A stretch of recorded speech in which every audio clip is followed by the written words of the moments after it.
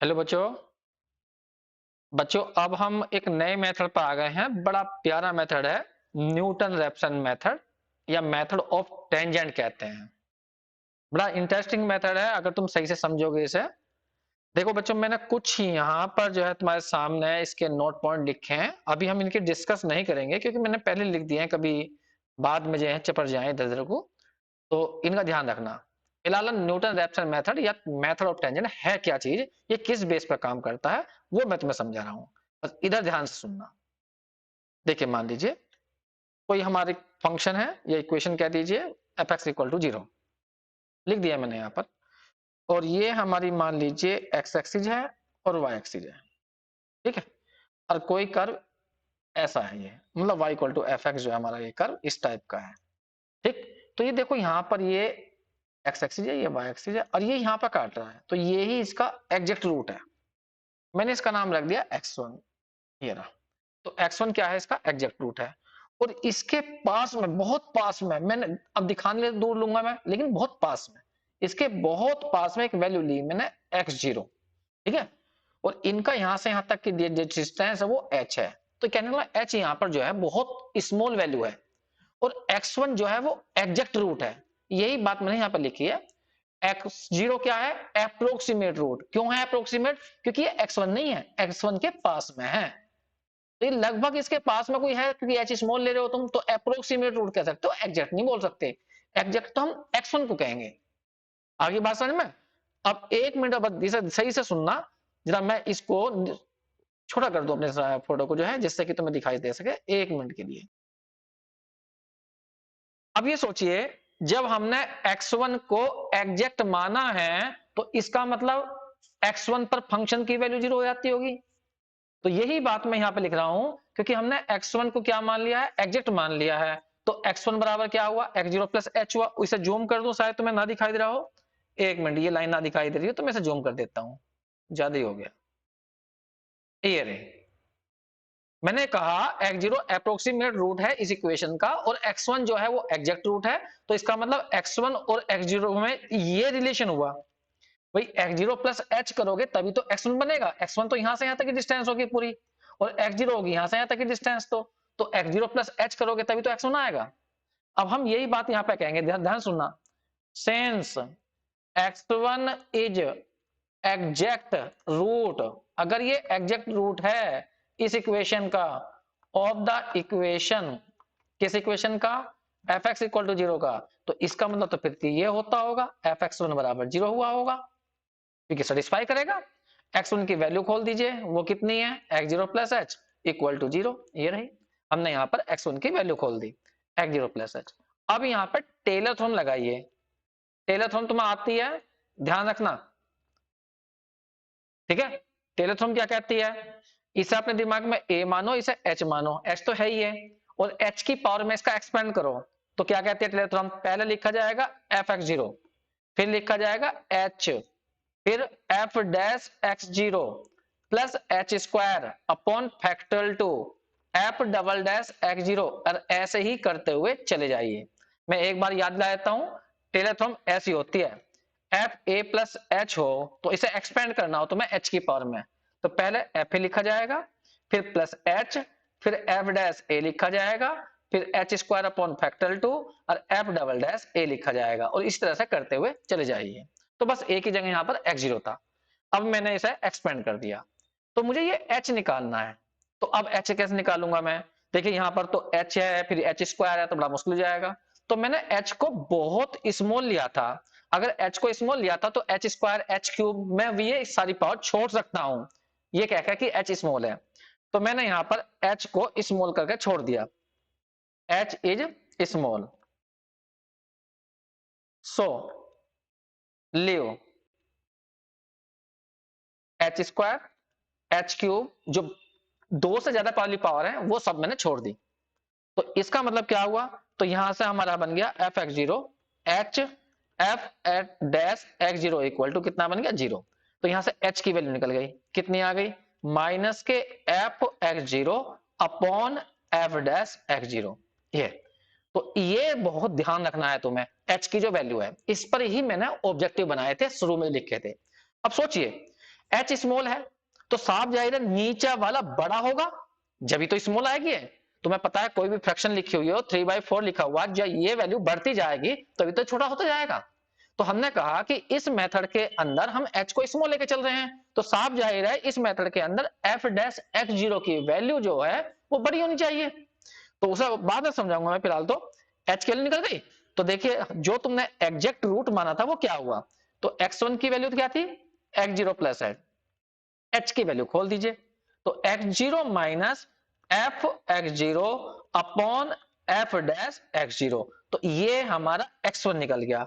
अब बात उठती है यहां पर, जो तुमने ये x1 की वैल्यू निकाली, तुमने कहा था कि x1 एग्जैक्ट रूट है, ऊपर देखो ये रहा, तुमने कहा था x1 एग्जैक्ट रूट है, तो क्या वास्तव में x1 एग्जैक्ट रूट हुआ ये, नहीं एग्जैक्ट रूट नहीं हुआ।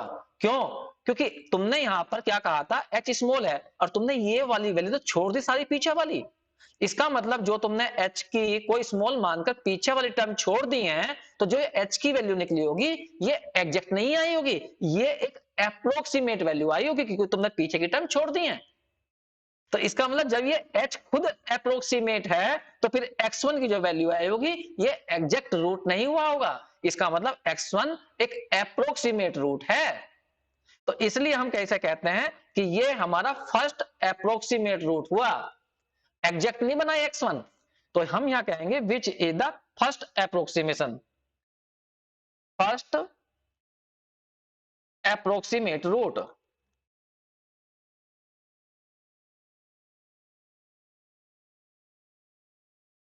रूट x1 को।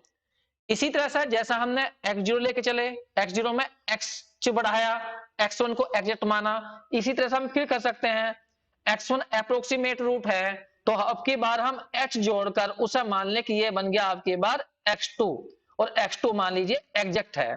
भाई अभी तुमने यहां पर देखो डायग्राम दिखाया था, जैसा हमने ये सारा काम x0 के लिए करा, अब की बार हम कहना कहा भी x1 जो है अप्रोक्सीमेट रूट है, एग्जैक्ट तो है नहीं, क्योंकि h की वैल्यू एग्जैक्ट नहीं आई, क्योंकि हमने कुछ छोड़ देता उसके अंदर।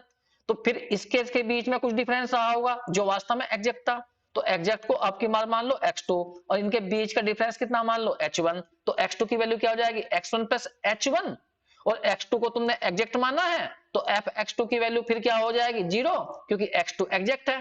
फिर x2 की वैल्यू खोल लोगे x1 प्लस h1, और फिर टेलर से फिर एक्सपेंड कर दोगे तो यहां से h1 निकल ही आएगा, फिर h1 निकल जाएगा तो फिर उसके बाद में x2 भी निकल ही आएगा। लेकिन मैं कर नहीं रहा, तो मैं कहूंगा कि इसी तरह से हम बार बार कर सकते हैं, और जैसे जैसे हम ये करते जाएंगे तो ये इस मेन जो एग्जैक्ट रूट होगा उसके पास में पहुंचता हुआ चला जाएगा। बस इतना सही है ये। कौन सा मेथड, जो हम मेथड पढ़ रहे थे क्या नाम था इसका, न्यूटन रैप्सन मेथड। तो बस इतना सा है ये, तो जनरलाइज कर देंगे इसको हम, जैसे x1 के लिए करा तो इन जनरल ये क्या बनेगा, देयरफॉर न्यूटन रैप्सन मेथड ये बना, इसे याद रखना तुमने। यहां मैंने एक्स एन प्लस वन कर दिया है, और यहां पर कर दिया है मैंने एक्स एन, एक कम कर दिया यहां पर, और माइनस के आ जाएगा एफ एक्स एन, और अपोन में बन जाएगा एफ डैश एक्स एन। बस इस फॉर्मूले को तुम्हें याद रखना है, क्वेश्चन कैसे करने हैं वो मैं तुम्हें बाद में बताऊंगा। ये तो मैंने हल्का सा इसका प्रूफ कर दिया है। अब यहाँ पर बात उठती है कि ऊपर ध्यान से देखिए, जो मैंने नोट लिखवाए थे ये वाले, ये क्या कहना चाह रहे हैं, ये कह रहे हैं in this method we have assume h is small, हम ये मान चलते हैं कि h स्मॉल है, तो h स्मॉल तभी हो सकता है जब f डैश x बहुत बड़ा होगा, यही बात हमने यहां बताई थी अभी। जब भाई जब h स्मॉल ले रहे हो तुम, तो इसका मतलब ये वैल्यू बड़ी होनी चाहिए। तो इस मेथड में ध्यान रखना, ऑब्जेक्टिव पूछता है वो, बताइए f डैश x0 की वैल्यू जो होती है वो कैसी होनी चाहिए, छोटी होनी चाहिए बड़ी होनी चाहिए, ये वैल्यू बड़ी होनी चाहिए तभी h स्मॉल होगा।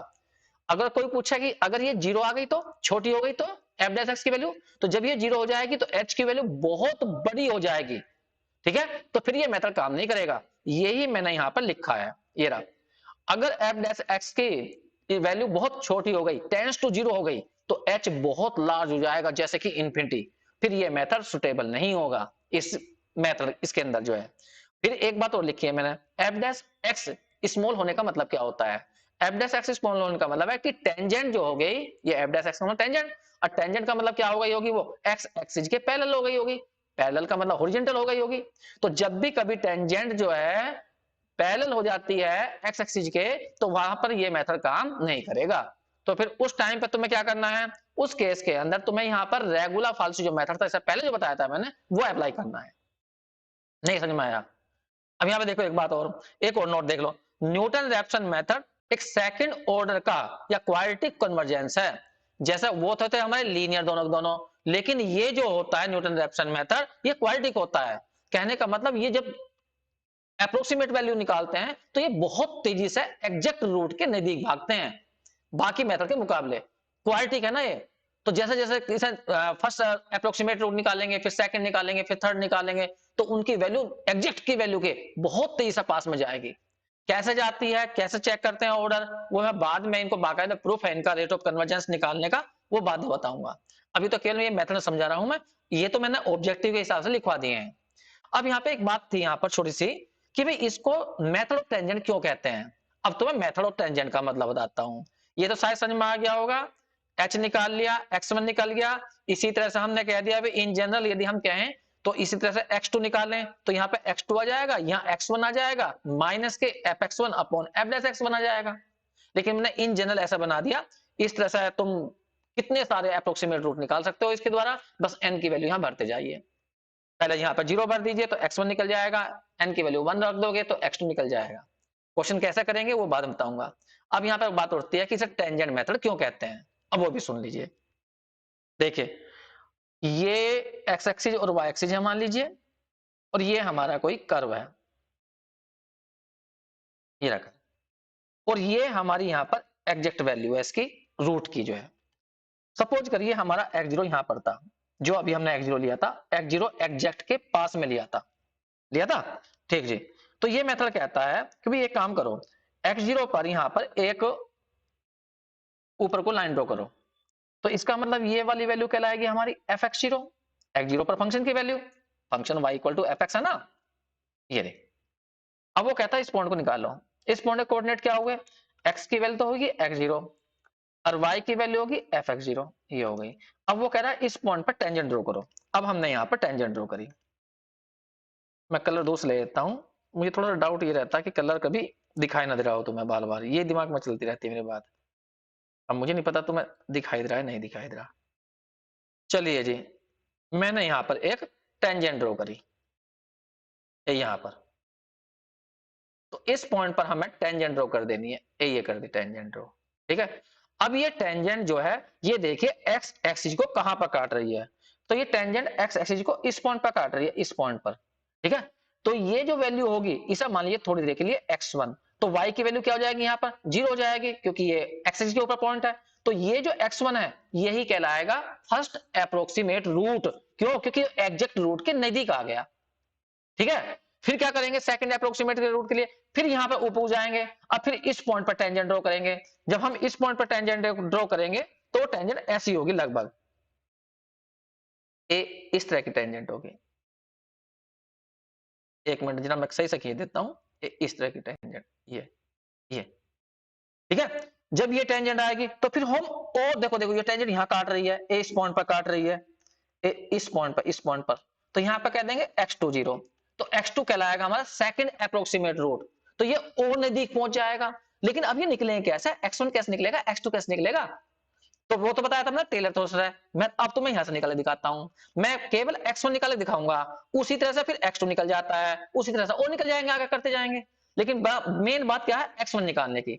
देखिए x1 जो पॉइंट है वो टेंजेंट और x एक्सिस का इंटरसेक्शन पॉइंट है, तो पहले मैं टेंजेंट की इक्वेशन निकाल लूं इस पॉइंट पर। ये मान लीजिए a पॉइंट है, तो a पॉइंट पर टेंजेंट की इक्वेशन निकालना, तो मैं आता होगा, किसी भी पॉइंट पर टेंजेंट की इक्वेशन निकालते हैं तो फॉर्मूला होता है, तो equation of tangent at A point पर, पॉइंट हमारा है x1 y1 कह दीजिए या x0 y0 कह दीजिए।